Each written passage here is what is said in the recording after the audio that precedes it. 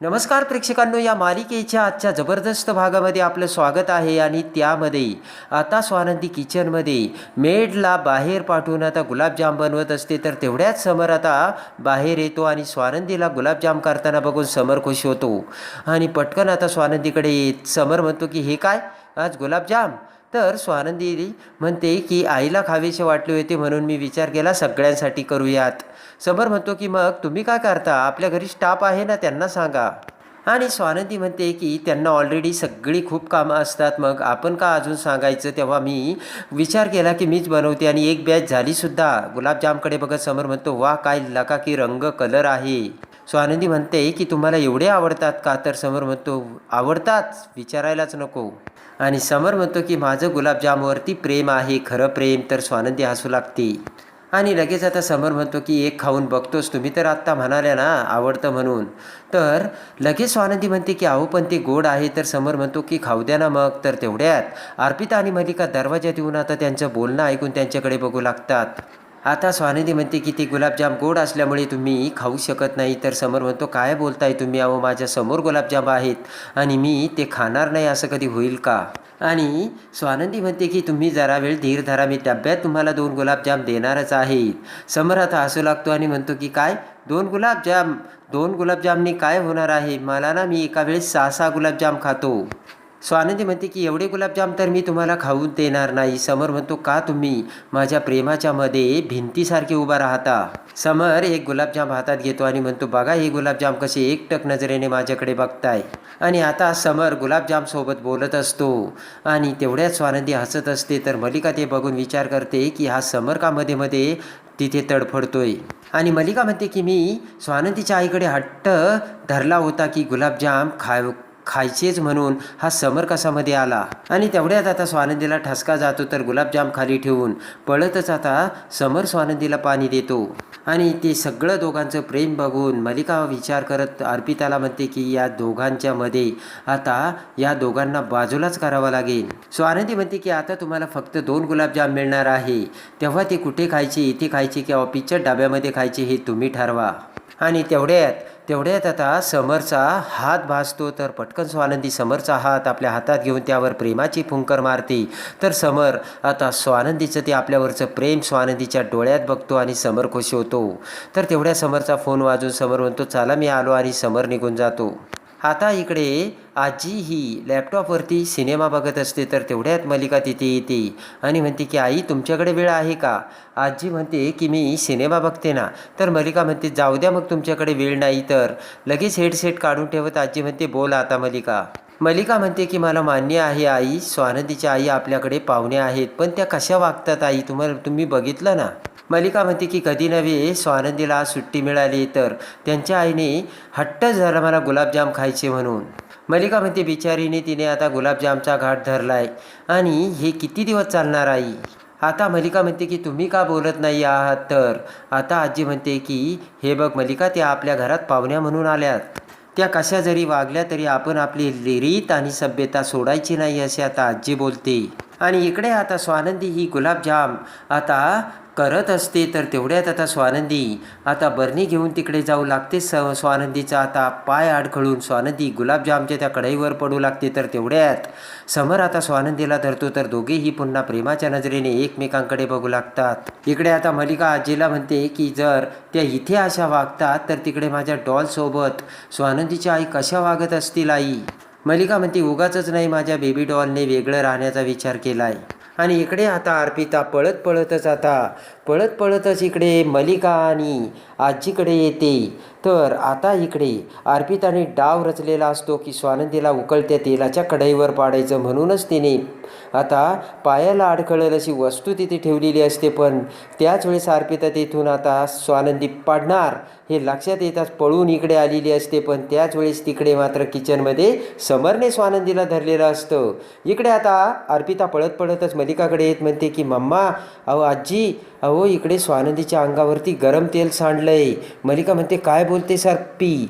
पटकन आता आजी आणि मलिका तिकडे जातात आणि अर्पिता म्हणते की ती तिच्या आईसाठी गुलाबजाम करत होती तेव्हाच हे घडलंय. तर आजीला धक्का बसतो. आणि मलिका आता नाटक करत तोंडाला हात लावून करते. आणि तेवढ्यात आता इकडे मंदाकिनी, मल्लिका, अर्पिता आणि आजी सगळेजणी पळत आता किचनमध्ये येतात. तर इकडे आता समरने स्वानंदीला धरलेला असतं आणि तो प्रेमाचा नजारा बघून सगळ्यांच्या काळजाचा ठोका चुकून सगळेजण एकटक नजरेने समर स्वानंदीकडे बघू लागतात. पण समर आणि स्वानंदी दोघेही आता एकमेकांच्या डोळ्यात बघून प्रेम दाखवत असतात. आणि आजी आता लगेचच हळूच आवाज काढते. तर समर स्वानंदी भानावर येऊन एकमेकांपासून बाजूला होतात.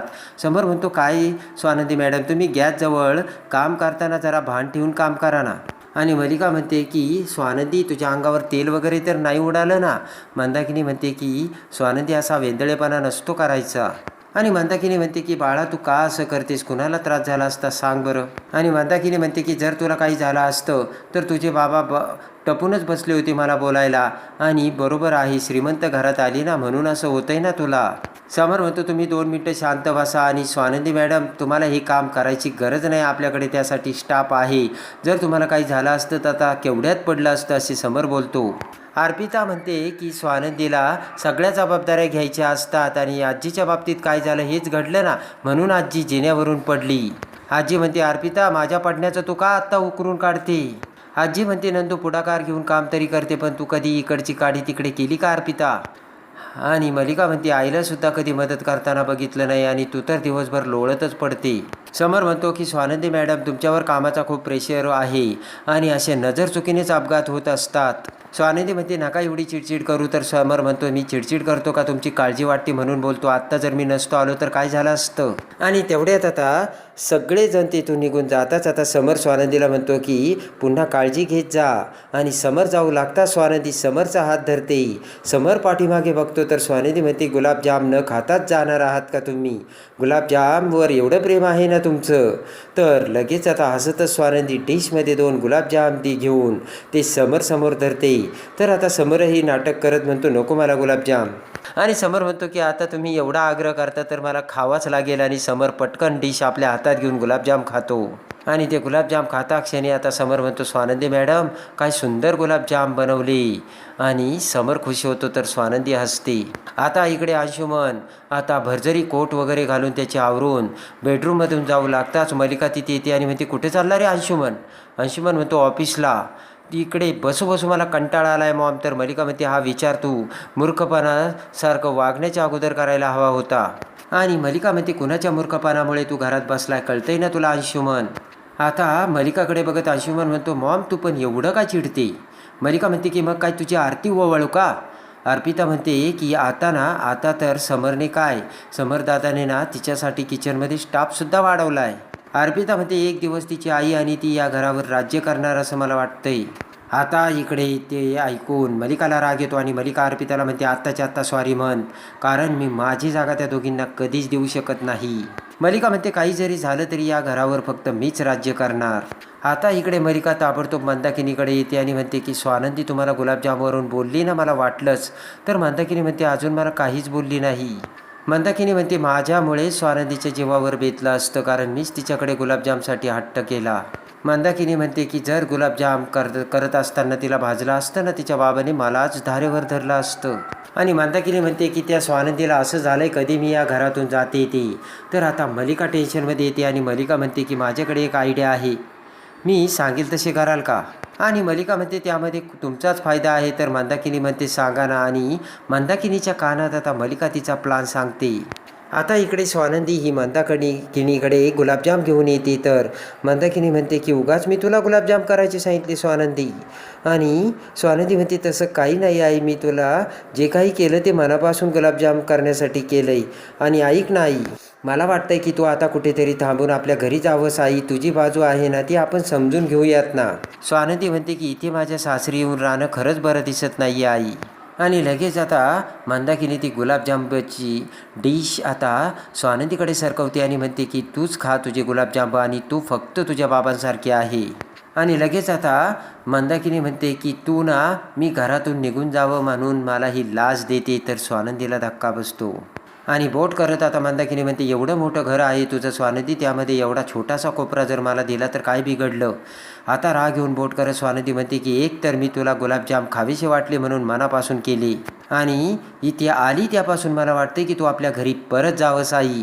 आणि स्वानंदी म्हणते की मी असं काहीच केलं नाही, आणि एवढं सगळं इथे येऊन तू फक्त मागण्या मागते. तर आता मंदाकिनी म्हणते, काय मागण्या मागितल्या, फक्त एवढाचा टीव्ही तर मागितला. आणि मंदाकिनी म्हणते, आई शपथ मी दुसरं काहीच मागितलं नाही, सगळं काही त्या मल्लिका काकूनेच दिलं. स्वानंदी म्हणते की आपल्याला हवं आणि तेवढं आपल्याला देवाने दिलं, आपण काय लाचार आहोत का आई. स्वानंदी म्हणते की राजवाडे आणि आजी तुझा चांगुलपणा आहे आई, म्हणून काही बोलत नाहीयेत. स्वानंदी म्हणते की पण आपल्या मनाला कळत असतं तर जीवाला सुद्धा कळलं पाहिजे आपण काय वागतो ते.